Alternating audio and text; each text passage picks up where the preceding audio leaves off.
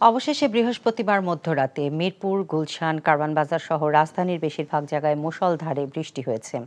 এর আগে পুরান ঢাকা ভিজিয়েছে এক পশলা বৃষ্টি। এছাড়া চট্টগ্রাম সহ দেশের বিভিন্ন স্থানেও বৃষ্টি হয়।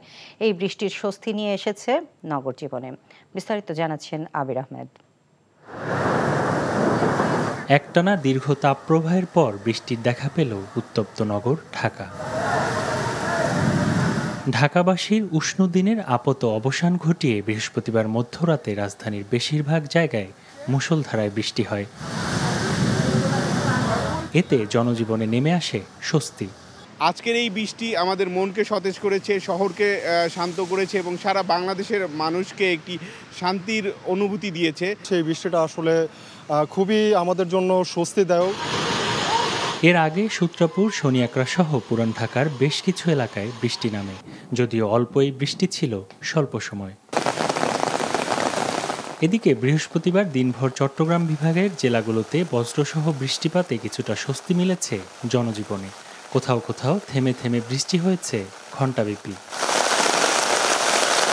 দীর্ঘ অপেক্ষার পর বৃষ্টি যেন স্বস্তির সান্ত্বনা দিয়েছে এসব অঞ্চলের মানুষকে। আজকে হঠাৎ একটু বৃষ্টি হওয়াতে গরমটা খুব কমে গেছে। সেই বৃষ্টিটাতে আগে হয়তো তো ভালো হতো, আমরা কৃষক মানুষ, বৃষ্টিটা খুব প্রয়োজন ছিল। এছাড়া পর্যায়ক্রমে দেশের অন্য জেলাগুলোতে বৃষ্টি হতে পারে বলে জানিয়েছে আবহাওয়া অধিদপ্তর। ঢাকার যে তাপপ্রবাহ, আজকেও ঢাকাতে তাপপ্রবাহ আছে। আমরা আশা করছি যে এটা আজকে এবং আগামীকালকেও ঢাকাতে তাপপ্রবাহ থাকবে। এটা এমন হতে পারে 5 তারিখের পরে গিয়ে এই তাপপ্রবাহটা মৃদু আকার ধারণ করতে পারে, অথবা ঢাকাতে 5 তারিখের পরে তাপপ্রবাহ নাও থাকার সম্ভাবনা রয়েছে। আবির আহমেদ, এনটিভি নিউজ, ঢাকা। বিকাশে কম খরচে ক্যাশ আউটের লিমিট বেড়ে 50,000, প্রিয় এজেন্টও 2টা। আবহাওয়ার বৈরী আচরণের প্রভাবে সামনের বর্ষা মৌসুমে এবার দেশে বৃষ্টিপাত বেশি হতে পারে বলে মনে করছেন আবহাওয়া সংশ্লিষ্টরা। তারা বলছেন অতিবৃষ্টির কারণে বড় বন্যারও আশঙ্কা রয়েছে এবার। দেশের উত্তরাঞ্চল সহ মধ্যাঞ্চলে প্রতি বছর যে বন্যা হয় এবার তা রূপ নিতে পারে ব্যাপক আকারে। আবহাওয়ার রুদ্ররূপ নিয়ে ধারাবাহিকের 10ম পর্বে দেখুন হাসান মাহমুদের রিপোর্ট।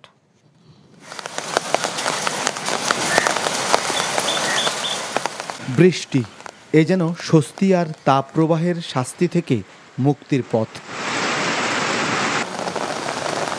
আবহাওয়া অধিদপ্তরের পরিসংখ্যান বলছে, গেল 43 বছরের মধ্যে সবচেয়ে কম বৃষ্টি হয়েছে এবারের এপ্রিলে, যার গড় ছিল মাত্র 1 মিলিমিটার। 1981 সালের পর দেশে এটাই সর্বনিম্ন বৃষ্টিপাতের রেকর্ড এবং দেশের শুষ্কতম মাসও ছিল এপ্রিল। সার্বিকভাবে গড়ের তুলনায় 2024-এর এপ্রিলে 81% কম বৃষ্টিপাত হয়েছে। এখন পর্যন্ত এপ্রিল মাসে আমাদের বৃষ্টিপাতই হয়নি এভাবে। প্রকৃতি কিন্তু সবসময় একটু ব্যালেন্সের চেষ্টা করে। বর্ষাকাল আসে আমাদের জুনের থেকে, সেই জন্য আমরা এক্সপেক্ট করছি হয়তো এখন পর্যন্ত আমাদের যে এক্সপেকটেশন হয়তো জুন মাস থেকে কিছুটা বৃষ্টির প্রবণতা বাড়তে পারে।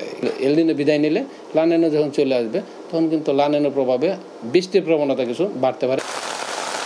দক্ষিণ এশিয়ার আবহাওয়া বিশেষজ্ঞদের সম্মেলনে এবার এই অঞ্চলে স্বাভাবিকের চেয়ে বেশি বৃষ্টি হবার কথা বলা হয়েছে। বাংলাদেশের উজানে ভারতের রাজ্যগুলোতেও বৃষ্টি বেশি হওয়ার সম্ভাবনা রয়েছে এবার, যার ফলে আসছে বর্ষায় দেশে এবার বন্যা পরিস্থিতির অবনতির আশঙ্কা রয়েছে বলে মনে করছেন সংশ্লিষ্টরা। কিছুদিন পর প্রচুর পানি আসবে, আর বলা হচ্ছে যে পরিমাণ উষ্ণ আছে এবার হচ্ছে যে রেইনফলটা অনেক বাড়বে। তাহলে সিলেটে 3 বছর আগে যে বন্যা হয়েছে সেটা দ্বিগুণ হবে আমরা এবার ভাবছি। কারণ কি না, আমরা আশঙ্কা করছি এবং এটা হওয়ার সুযোগ আছে, কারণ আমরা অলরেডি মৈঠামৈনি একটা বড় রাস্তা, যেটা আমরা কিছুদিন আগে উৎসব করলাম, এটা একটি বড় বন্যার বাধা হয়েছে। বাউলাই নামে একটি নদী আছে, যেই নদী দিয়ে পানিটি নামে, সেই নদীর কিন্তু এত কিছু বলার পরও গত 3 বছর সেটা ড্রেজিং করা হয় নাই এবং সেটা পানি বের করার কোনো রাস্তা করা হয় নাই। দক্ষিণ এশিয়ার বেশিরভাগ দেশেই এবার বর্ষা শক্তিশালী হয়ে উঠবে বলেই মত আবহাওয়াবিদদের। 1997 সালে এল নিনো অর্থাৎ উষ্ণ প্রশান্ত মহাসাগরীয় জলস্রোতের কারণে দেশে তাপমাত্রা বেশি ছিল খরাও। তার পরবর্তীতে অতিবৃষ্টি এবং বড় বন্যা দেখা দিয়েছিল দেশে। আবহাওয়াবিদরা বলছেন এবারও সে ধরনের একটি আশঙ্কা রয়েছে বড় বন্যার আর অতিবৃষ্টিরও।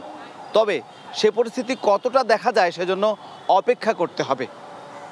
Hasan Mahmud, NTV news, Dhaka. বিকাশে কম খরচে ক্যাশ আউটের লিমিট বেড়ে 50,000, প্রিয় এজেন্টও 2টা। যুক্তরাষ্ট্রে যেভাবে আন্দোলন দমানো হচ্ছে, বাংলাদেশের সরকার উৎখাতের আন্দোলন হলে সেভাবেই দমানোর জন্য পুলিশকে নির্দেশ দেওয়া হবে বলে জানিয়েছেন প্রধানমন্ত্রী শেখ হাসিনা।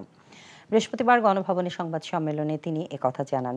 বাম রাজনীতিকরা সরকার উৎখাত করতে চায় উল্লেখ করে শেখ হাসিনা প্রশ্ন রাখেন, তাকে সরিয়ে কাকে ক্ষমতায় আনতে চান তারা। নাজরানা চৌধুরীর রিপোর্টে দেখুন বিস্তারিত। ইউএন স্কেপের ৮০তম সম্মেলন ও থাইল্যান্ডের প্রধানমন্ত্রীর আমন্ত্রণে প্রধানমন্ত্রী শেখ হাসিনা গত ২৪ এপ্রিল থেকে ২৯ এপ্রিল পর্যন্ত থাইল্যান্ড সফর করেন। সফরে থাইল্যান্ডের রাজা এবং প্রধানমন্ত্রীর সাথে পৃথকভাবে বৈঠক করেন তিনি। সফরের বিস্তারিত তুলে ধরতে বৃহস্পতিবার গণভবনে এক সংবাদ সম্মেলন করেন সরকার প্রধান। বলেন, আঞ্চলিক সহযোগিতা বাড়ানোর ক্ষেত্রে এই সফর গুরুত্বপূর্ণ ভূমিকা রাখবে। দুই দেশে ব্যবসা বাণিজ্য এবং অভিজ্ঞতা বিনিময়ের একটা ভালো সুযোগ সৃষ্টি হয়েছে, যেটা ভবিষ্যতে আর্থসামাজিক ক্ষেত্রে কাজে লাগবে। সফরের বিভিন্ন বিষয়ের পাশাপাশি সংবাদ সম্মেলনে উঠে আসে সাম্প্রতিক নানা ইস্যু। ফিলিস্তিন ইস্যুতে মার্কিন যুক্তরাষ্ট্রের বিশ্ববিদ্যালয়গুলোতে যে আন্দোলন চলছে তাতে মানবাধিকারের লঙ্ঘন ঘটছে বলেও উল্লেখ করেন প্রধানমন্ত্রী শেখ হাসিনা। ৯০০ ছাত্র, প্রফেসর থেকে শুরু করে সব গ্রেপ্তার হয়েছে এই আন্দোলন করার জন্য একমাত্র আমেরিকায়। আর এটা নাকি গণতন্ত্রের একটা অংশ, সেটা আমাদের শুনতে হয়। যেভাবে একজন প্রফেসরকে দাবড়ে ধরে মাটিতে ফেলে গ্রেপ্তার করা হলো, হ্যান্ডকাপ পরানো হলো, অবশ্য আবার তাদের কাছে আমাদের মানবাধিকারের কথাও শুনতে, সবক নিতে হয়। অতি বাম ও অতি ডানপন্থীরা মিলে সরকার উৎখাতের চেষ্টা চালাচ্ছে।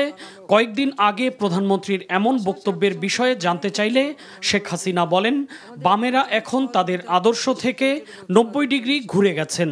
যারা অতি বাম আমরা সবসময় মনে করি তারা খুব প্রোগ্রেসিভ, গণমুখী দল ইত্যাদি ইত্যাদি, ঠিক আছে, তারা আমাকে উৎখাত করবে। পরবর্তীতে কে আসবে তাহলে? সেটাকে ঠিক করতে পেরেছে? সেটাই তো আমার প্রশ্ন। কারা আসবে? কে আসবে ক্ষমতায়?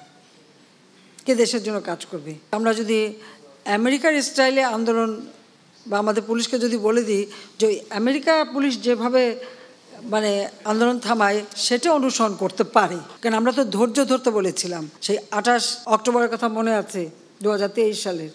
আমি তো বলছিলাম পুলিশকে ধৈর্য ধরতে যে তাদেরকে পিটিয়ে হত্যা করেছে, মারছে। দেশের বাজার পরিস্থিতির বিষয়ে সরকার প্রধান বলেন, মূল্যস্ফীতির কারণে নির্দিষ্ট আয়ের মানুষের কষ্ট হচ্ছে, তবে বিশ্বজুড়েই এই পরিস্থিতি বিদ্যমান উল্লেখ করে শেখ হাসিনা বলেন, দেশের কিছু অসাধু ব্যবসায়ী আছেন যারা এই সুযোগ কাজে লাগিয়ে অবৈধ ফায়দা নিতে চায়। আন্দোলনের নামে যখন আপনি মানুষকে সম্পৃক্ত করতে পারেন না, তখন তো ষড়যন্ত্রটাই স্থান পায়। তো সেই ক্ষেত্রে কিছু কিছু তো চক্রান্ত হয়, চেষ্টা করা হয়। আর কিছু আছে ব্যবসায়ী অধিক মুনাফার লোভেও এই ধরনের ঘটনা ঘটায়। কারসাজি করে, এটা ঠিকই, হোর্ডিং করে রাখে, মজুত করে রাখে, নষ্ট হয়ে যায়, পচে যায়, তারপর দেখা যাচ্ছে মজুত করে রেখে কৃত্রিমভাবে দাম বাড়ানোর একটা চেষ্টা করে। এ বিষয়টা কিন্তু আমাদের নজরে এসেছে। যেসব রাজনৈতিক দল নির্বাচন বর্জন করছে তাদের জয়ের সম্ভাবনা নেই বলেই তারা এই সিদ্ধান্ত নিয়েছে। সেটা হলো বাস্তবতা। নজরানা চৌধুরী, এনটিভি নিউজ, ঢাকা। দেশে বেগম খালেদা জিয়ার পূর্ণ চিকিৎসা সম্ভব নয় বলে জানিয়েছেন তার ব্যক্তিগত চিকিৎসক ও বিএনপির vice chairman doctor AZM Zahid Hossain. বৃহস্পতিবার রাতে এভারকেয়ার হাসপাতাল থেকে বেগম জিয়া বাসায় পৌঁছানোর পর সাংবাদিকদের তিনি একথা জানান। ডাক্তার জাহিদ বলেন, যত দ্রুত বেগম জিয়াকে লিভার ট্রান্সপ্লান্টের জন্য বিদেশ নেওয়া যাবে তত দ্রুত তিনি সুস্থ হয়ে উঠবেন। সাবেক এই প্রধানমন্ত্রীকে বিদেশ নিতে বারবার সরকারের কাছে আবেদন করলেও কোনো সাড়া পাওয়া যায়নি বলে জানান তার ব্যক্তিগত চিকিৎসক। এর আগে বুধবার রাতে পরীক্ষা নিরীক্ষা ও চিকিৎসার জন্য বেগম জিয়াকে এভারকেয়ার হাসপাতালে নেওয়া হয়। চিকিৎসার পর শারীরিক অবস্থার উন্নতি হলে বেগম জিয়াকে হাসপাতাল থেকে রিলিজ দেন চিকিৎসকরা। সুস্থ কর্মক্ষম হয়ে চলার জন্য যে চিকিৎসা প্রয়োজন সেটি তো এই দেশে দেওয়া যাচ্ছে না। বারবার পরিবারের পক্ষ থেকে আবেদন করা হয়েছে, কিন্তু কোনো আবেদনই ফলপ্রসূ হয়নি। ওনার লিভার ট্রান্সপ্লান্টেশন অথবা আর্টিফিশিয়াল লিভার রিপ্লেসমেন্টের জন্য যে ধরনের সুযোগ সুবিধা এবং চিকিৎসা প্রয়োজন তার কোনোটাই এই দেশে তো নেই, আশেপাশে অনেক জায়গায় নেই। বদলে যাচ্ছে যশোর বেনাপোল যশোর খুলনা ও মোংলা সড়ক। চলছে 2 লেন থেকে 6 লেনের কাজ। এতে সহজ হবে দেশের দক্ষিণ পশ্চিমাঞ্চলের সাথে সড়ক যোগাযোগ। এসব কাজ শেষ হলে খুলনা থেকে 2-3 ঘন্টার মধ্যে পৌঁছে যাবে ঢাকা। আজিজুল ইসলামের ক্যামেরায় খুলনা থেকে মোহাম্মদ আবু তৈয়বের পাঠানো রিপোর্ট। পদ্মা সেতুর কারণে দেশের দক্ষিণ পশ্চিমাঞ্চলের যোগাযোগ ব্যবস্থার ব্যাপক পরিবর্তন হয়েছে। যোগাযোগ ব্যবস্থা সহজ হয়ে পরিবর্তন এসেছে অর্থনীতিতে। খুব সহজে এখন পণ্য পরিবহন করা যায় ওইসব অঞ্চল থেকে। আর এখন চলছে খুলনা যশোর বেনাপোল এবং যশোর খুলনা মংলা সড়ক 2 লেন থেকে 4 লেনে উন্নীতকরণের কাজ। 2 লেনের কারণে এই সড়কে প্রায় ঘটত দুর্ঘটনা। আর সড়কে বেহাল দশার কারণে দুর্ভোগের পাশাপাশি ঢাকা যেতে নির্ধারিত সময়ের চেয়ে দ্বিগুণ সময় লাগত যাত্রীদের। কিন্তু দৃশ্যপট পরিবর্তন হয়েছে। একই সাথে যশোর থেকে ফুলতলা হয়ে মোংলা পর্যন্ত চলছে 6 লেনের কাজ। এই কার্যক্রমগুলো চালু হলে আমাদের যে লক্ষ্য সেটি হলো, আমরা জানি অনেকে যে আমাদের যে আন্তঃদেশীয় বাণিজ্য যেটা আছে ইন্ডিয়ার সঙ্গে বাংলাদেশ বলেন, তো সেই ক্ষেত্রে আমাদের এই নড়াইল কানেক্টিভিটি বা বেনাপোলকে যদি আমরা ঢাকার সঙ্গে কানেক্ট করতে পারি, তাহলে এটি আমাদের এই ভারতের সঙ্গে বাংলাদেশের যে আন্তঃদেশীয় বাণিজ্যকে অনেক সম্প্রসারণ করবে, সেভাবে একটা অর্থনৈতিক সমৃদ্ধি অর্জিত হবে। সড়ক দুটি প্রশস্ত হলে যোগাযোগ ব্যবস্থায় আমূল পরিবর্তন আসবে বলে জানালেন খুলনা 2 আসনের সংসদ সদস্য। তবে কাজের মান নিয়ে প্রশ্ন তুলেছেন খুলনা সড়ক পরিবহন মালিক শ্রমিক ঐক্য পরিষদের সভাপতি। আমাদের এই কাজ অনেক দূর এগিয়েছে। আমার মনে হয় যে শীঘ্রই সামনে আমাদের এই প্রক্রিয়া এবং এই টাকা স্যাংশন হয়ে আসবে। তাতে খুলনার মানুষ বিশেষ উপকার পাবে এবং আমাদের যেরকম এখন আমরা যেরকম 3 ঘন্টায় ঢাকায় যেতে পারছি, 1 ঘন্টায় গোপালগঞ্জ যাচ্ছি, সেরকম আমাদের খুলনার মানুষ দিনে ফিরে আসতে পারবে। রাস্তা করার সময় যে প্রযুক্তি ইউজ করা হয়েছে, যে ম্যাটেরিয়ালস ইউজ করেছে, এগুলো জাস্টিফাই নয়। এখানে অনেক রকম কিন্তু জড়িত। কিন্তু আপনিও বোঝেন, আমিও বুঝি, আমরা সবাই বুঝি। দ্রুত কাজ শেষ করার দাবি এই রুটে চলাচলকারীদের। NTV news desk. জ্বালানি তেলের দাম বাড়িয়ে ভর্তুকি সমন্বয় না করে ব্যবসা করছে সরকার, এমন অভিযোগ করে জ্বালানি বিশেষজ্ঞরা বলছেন ইচ্ছে মতো দাম বাড়িয়ে জনগণকে জিম্মি করছে সরকার, যা নীতি পরিপন্থী। এছাড়া IMF এর শর্তের অজুহাতে জ্বালানি তেলের মূল্য সমন্বয়ের নামে দুর্নীতি বাড়ছে বলেও অভিযোগ বিশেষজ্ঞদের। মিসবাহ হাসানের রিপোর্ট। চাপে থাকা অর্থনীতি পুনরুদ্ধারে নানা শর্ত মেনে IMF এর কাছ থেকে ঋণ নিচ্ছে সরকার। এরই প্রেক্ষিতে প্রতি মাসে জ্বালানি তেলের দাম সমন্বয় করতে হচ্ছে। পরিসংখ্যান বলছে গেল 3 বছরের ব্যবধানে জ্বালানি তেলের দাম 100-এর ঘর ছাড়িয়েছে, যা চাপ সৃষ্টি করছে সমগ্র অর্থনীতিতে। অন্যদিকে সাম্প্রতিক বছরগুলোতে ভালো মুনাফা করছে বাংলাদেশ পেট্রোলিয়াম কর্পোরেশন BPC। বিশেষজ্ঞরা বলছেন মুনাফা সত্ত্বেও বারবার জ্বালানি তেলের দাম বৃদ্ধি অযৌক্তিক। একসময় ডিজেল আমাদের 1 মিলিয়ন টন ছিল, হ্যাঁ, সেটা এখন বেড়ে 6-7 মিলিয়ন টন হয়ে গেছে। তো 6-7 মিলিয়ন টনে ভর্তুকি সরকারে দেওয়া সম্ভব না। তা এটাকে আমরাকে মার্কেট বেস রাখতেই হবে। মার্কেট বেস থেকেও বেশি সরকার এখানে দাম নির্ণয় করছে, এটা আমি মনে করি ঠিক না। প্রকৃত আন্তর্জাতিক বাজারে যেই মূল্যটা হবে সেই মূল্যটাই ভোক্তাদের কাছ থেকে নেওয়া দরকার, স্পেশালি ডিজেলের, কারণ ডিজেল আমাদের অর্থনীতিতে অনেক জায়গায় খুব গুরুত্বপূর্ণ ভূমিকা পালন করে। তারা সমন্বয় করে ফর্মুলা তৈরি করে এইসব কাণ্ড কারখানা করেছে। তো এইটার একটা বড় বলতে পারেন যে অস্বচ্ছতার জায়গা, তারা প্রোটেকশন দিচ্ছে যে এই অটোমেটিক মাসে একবার দাম বাড়ানো কমানো। তো এটা একটা ভয়ঙ্কর রকমের জনগণকে জিম্মি করে ফেলা হয়েছে, এছাড়া আর কিছুই বলার নেই আমার। জ্বালানি তেলের দাম সমন্বয়ের অজুহাত মাত্র, বরং এভাবে কিছু ব্যবসায়ী গোষ্ঠীকে অতি মুনাফার সুযোগ করে দেওয়া হচ্ছে বলে অভিযোগ তাদের।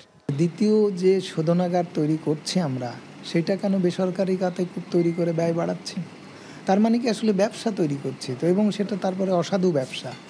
এই ধরনের অন্যায় অযৌক্তিক ব্যয়, লুণ্ঠনমূলক ব্যয় বৃদ্ধির যে একটা প্রাতিষ্ঠানিক ব্যবস্থা তৈরি হয়ে আসছিল এবং সেটা জোর করে আইন লঙ্ঘন করে করছিল বিপিসি, এখন বিআরসি আইন পরিবর্তন করে আর পাশাপাশি এই পদ্ধতি তৈরি করে একেবারে যৌগিকভাবে এই দুইটা কম্বাইন হয়েতে এটাকে একেবারে পুরো সুরক্ষা দিয়ে দিল। এছাড়া জ্বালানি তেল আমদানির ক্ষেত্রে নতুন উৎস খোঁজার পরামর্শ বিশেষজ্ঞদের। Misbah Hasan, NTV news, Dhaka. বিকাশে কম খরচে ক্যাশ আউটের লিমিট বেড়ে 50,000, প্রিয় এজেন্টও 2টা।